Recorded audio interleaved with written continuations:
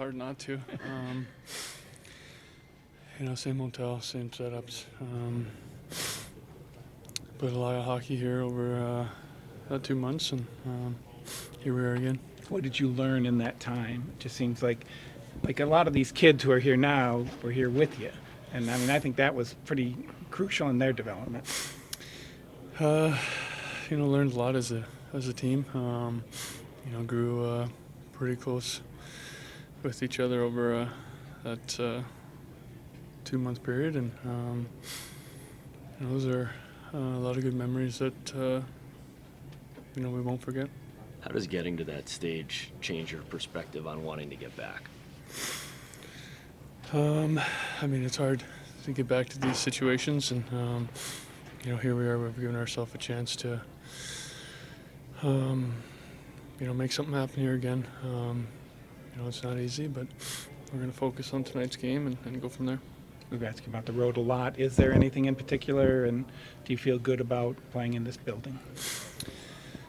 Yeah, I would love coming into hostile territories and playing our game. We feel road game's pretty good. Obviously this will be a tough test here tonight with these guys, their fans, and what an opportunity for us. We talk about the match. You don't get it here. Does that make it harder because they have so many superstars? Not necessarily.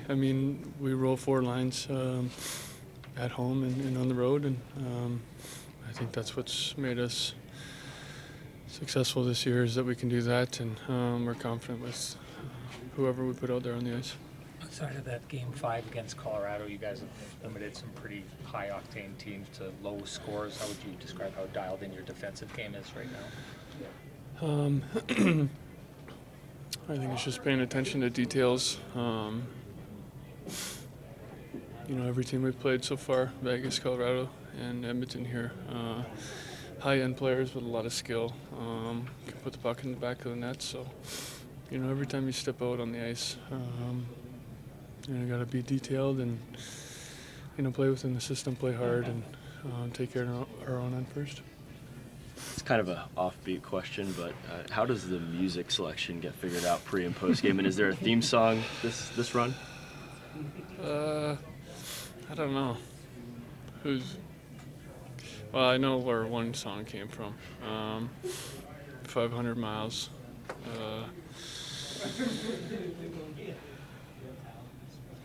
Came from a good night with the boys. Do you have good memories of? There's been some good songs that have come through here that, if you hear it on the radio or if somebody plays it, do you sit there and go, "That was this year"? And yeah, my memory's not that great, but certain songs that come on, you hear, and it was like, "Oh, that was one song at one point." Yeah. So there's nothing like the Rangers had with Higher by Creed or anything like that at this point? No, not right now. Yeah, I learned, how hard it is to get to this point and what all those guys put into that run, and, just cool to be a part of, or be around a group that was, that close, and to see, the preparation and what guys went through, to grind it out, and it was just long summer, but cool experience. how much was the commitment? Because I remember we're not going home. Yeah. And Davey was big with it, and it was Yep. just, it really did filter through the team, and you wanted to be here. Yeah, for sure. Whatever. It kind of felt like, the teams that wanted to be there were the ones that went far, and the ones that had 1 foot in, 1 foot out left early, and, the guys were all in and gave it everything they had, and, came close, and just it was cool to learn as a young guy to watch Dobie and what he did and how great he was on that run, and all the other guys too. Everyone battling injuries and missing their family and stuff, and the sacrifice those guys made to get that far. Go ahead. Speaking of battling injuries, if hard times make you harder, what do you think you've taken away from this year? Injuries at the end of the year last year and the beginning of this year, what do you take away? Yeah, I think just you learn a lot about yourself, and you feel you appreciate just being in the net and being healthy that much more. I think when I was out this year. It's the first time I'd missed like games during the season, and just you miss being a part of the group and contributing and stuff. So I'll never take health for granted again, and I think those experiences have helped me so far, and just happy to be healthy and playing. We've talked about the road success, at length. Yeah. What does this atmosphere do to help you guys with emotions and adrenaline? Yeah, it's just fun. Like, get to experience these crowds at their best, and obviously, we play all these buildings in the regular season, but the playoffs is even more fun, and especially a building like this. Great Canadian fan base. These people love their team more than anything, and it's just going to be fun to get to experience that, and conference finals on the road. It's hard to beat that. What have you learned about them? We're in Game 3 now, and as the series goes on, do you see different things, pick up little things? Yeah, I think, obviously, they're pretty much what you expect on paper. I think, McDavid and Draisaitl are, decent. Yeah, pretty decent, and I think we've done a good job of defending them as a group, and making smart plays when they're on the ice, and just being disciplined and staying out of the box has been huge, and we're obviously going to need that, especially tonight. Can you bring us inside the pre- and post-game music selections, the DJing, and is there a song that might be contending to become a theme song for you guys? You'd have to talk to our strength coach. He kind of runs that. Mike Donahue, he's great on the music, so I just sit back and enjoy what he brings the boys. They haven't scored on the power play, not a lot of chances, but there you go. How much is Draisaitl stretching out where he'll be almost on the goal line? Yeah. How much of a challenge is that? Yeah, I think it's just you have to respect that. He can put a puck in a pretty tight slot that not a lot of people can do from down there. So just when you have all the other stuff going on in front of you, and then you have to know that, hey, like, I still have to be able to get over there. If it goes that way, it's just another option and threat, and one of the reasons that their power play's been historic, and but we've done a good job so far, and I think we feel good about the plan we have against them. So Obviously you gotta weather the storm. Obviously, you see, teams come out so good at home, especially with in an environment like it'll be tonight, and the fans and the passion that they have here. So it's just trying to weather the storm, and you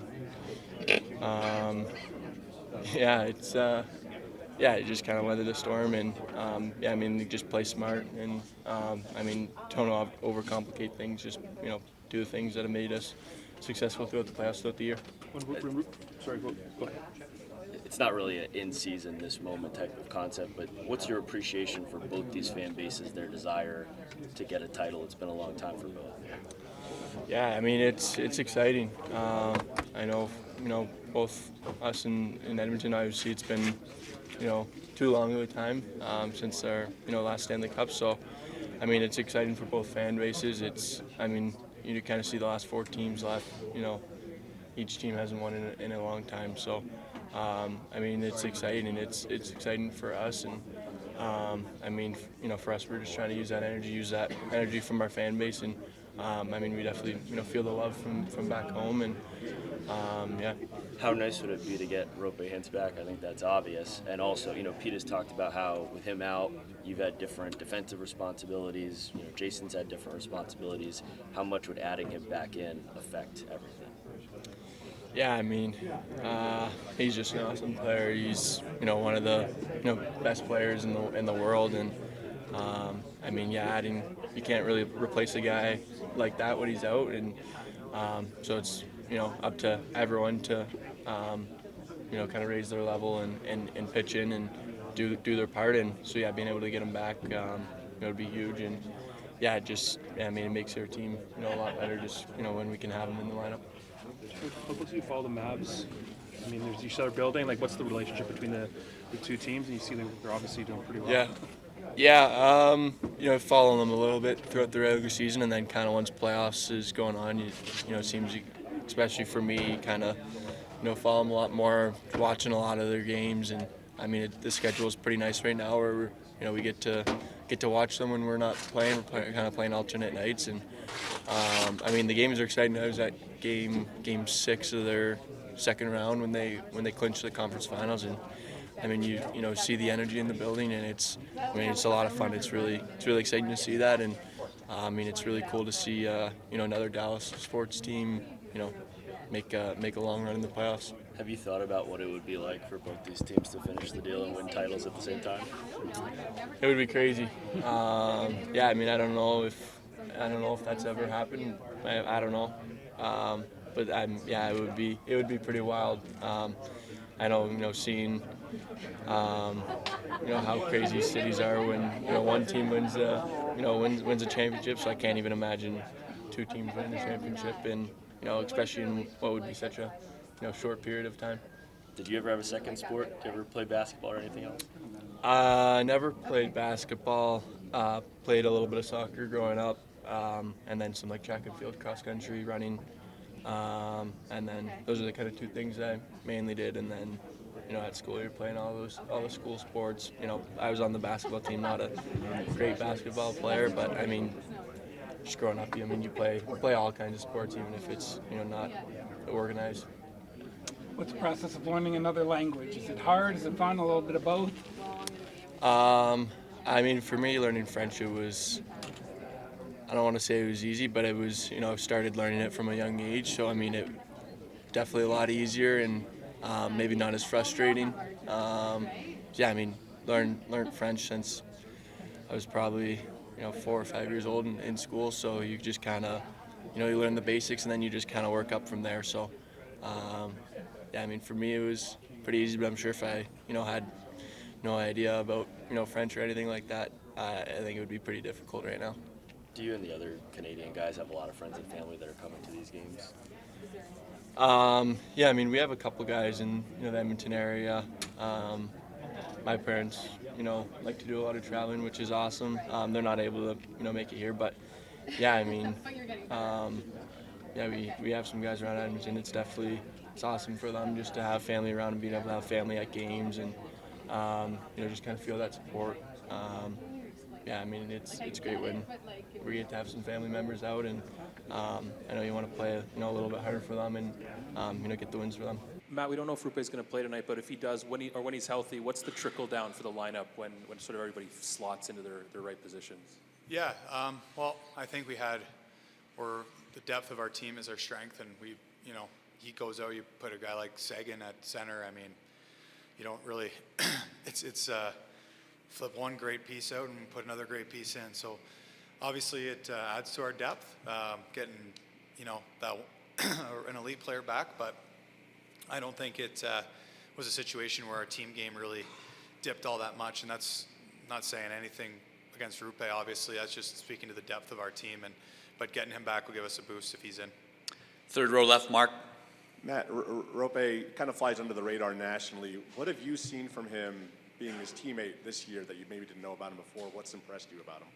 Yeah, I think he definitely does fly under the radar. I think a lot of the, Western markets that happens with, especially. But no, he's an elite player. I mean, he does everything well. He's a horse out there. His skating ability is as good as anybody in the world, and kind of does everything you could ask. So he's a guy that helps drive our team, and adds obviously to that. He's a big part of that depth that we have. Back row on the right. Hey guys, for both of you, you're 5-1 so far in away games in this postseason. What have you learned about what this group loves most about the challenge of coming into buildings like this? I mean, we've been the best road team in the league this past year. I think a lot of that has to do with our depth and the detail in our game. We don't beat ourselves. We play our systems real well. And, Otts is a big fan of playing in a away rink. He loves being the villain. I think a lot of us kind of embody that as well. Second row left, Eric. Thomas, what have you learned or picked up from a guy like Chris Tanev since he's arrived? I mean, he's an unbelievable player. I didn't know how good he was before we got him, but he's so good with the puck too. I think is really underrated.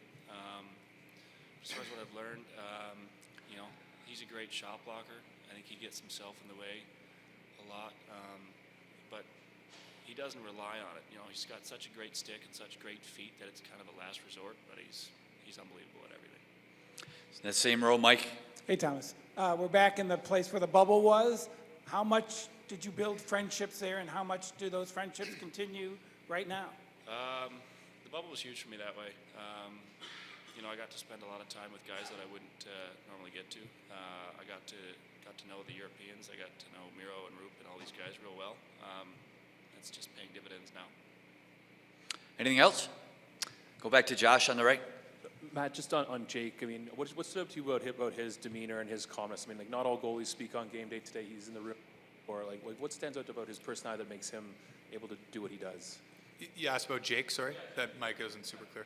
No, I mean, he's kind of got that disposition of, like, he's intense, but he's also relaxed at the same time. It's kind of, he walks that kind of line of that goalies need, because if you're too on the gas and too intense, I mean, you're going to, when you let in a bad goal, you're not going to forget about it. You're not going to move past it. You know, he don't have a great game. He has that ability to, like, you know, be dialed in, but also be extremely calm back there. And I think when he's on his game, that calmness and that presence that he has back there as, you know, a forward or, you know, a D-man, as a skater, I mean, you feel like you can kind of go do your thing out there, and you know that if you make a mistake, he's got your back. So that loosens you up a little bit, and all great goalies have that ability to do that. And I've been fortunate in the last few years to play with some really elite goalies, with, you know, Bobrovsky and UC Saros and Pecorine, and Otter's right there with those guys in terms of that presence that they have back there. Pete, can you tell us if Rupe Hintz is in tonight? Game time decision. How, with him out of the lineup, how does that affect Jason Robertson? Obviously, he hasn't scored in 10 games. He's getting his points, but he hasn't scored any goals. Yeah. Do you kind of need Hintz to maybe get Jason going a little bit? You know what? I don't know. I mean, I know he hasn't scored in 10 games, but, you know, he's a point-a-game player in the NHL playoffs. Like, it's still, you're still contributing. He doesn't, you know, he's going. He doesn't need to get going. You know, I think any coach in the league would take a point-a-game guy this time of year, especially with the trail of teams we've had to go through and how tough defensively Vegas was in Colorado. So, you know, he hasn't scored, but he doesn't need to get going. But Rupe helps everybody. He helps anybody he's playing with and any special team he's on. Back right, Josh. Yeah.